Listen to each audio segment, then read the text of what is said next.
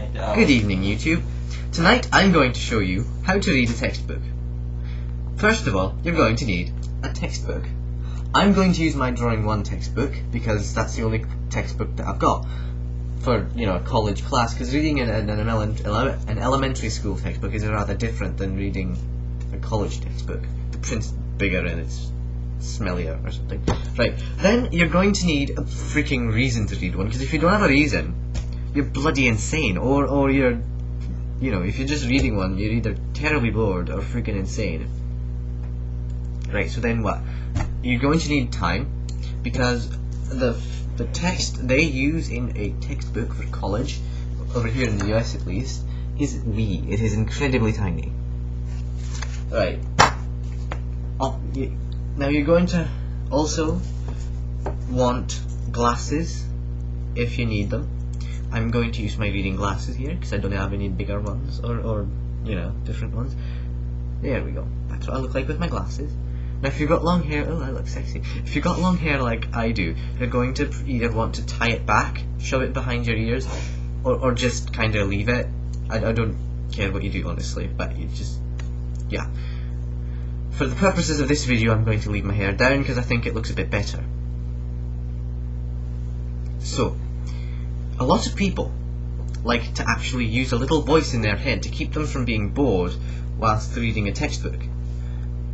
So I'm going to give you a rendition of what one does when reading a textbook in their head. So, using the same materials as in attempting the same degree of form clarity, make an imaginary drawing of a number of everyday objects whose forms you are familiar with and can see in your mind's eye. For example, a spool of thread, a simple container or cup, a banana, a pencil. So that is what I'm going to do in my head when I'm reading.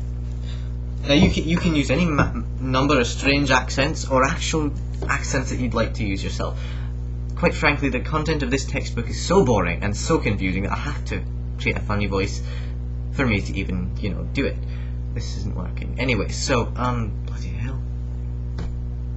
Yeah, so, then, you can also have tea or coffee, because if you're like me, you fall asleep whilst reading textbooks like this.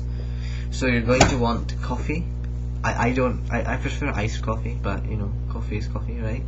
And I like tea for reading textbooks because it's what you do, right? You drink tea whilst reading a textbook. And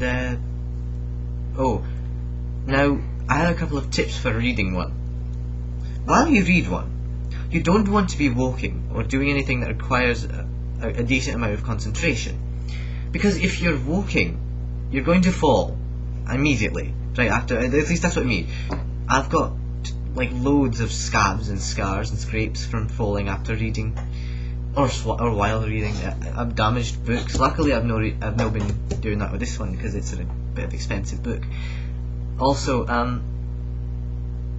if you're reading a textbook online, you're going to want to make sure your battery on your computer is well charged, because if it isn't, you're fucked, honestly. But if you insist on speed reading a textbook, I don't think that's a good idea at all. But if you have to speed read it, you won't remember very much. But you have to. And cramming is a favoured method of several people I know, including myself. Before tests, I stay up just about till 2 in the morning reading a textbook and listening to Japanese music a day before a test. But yeah, so just remember, silly voices, glasses, textbook, insanity, no walking, tea, coffee, and charge your batteries. Bye.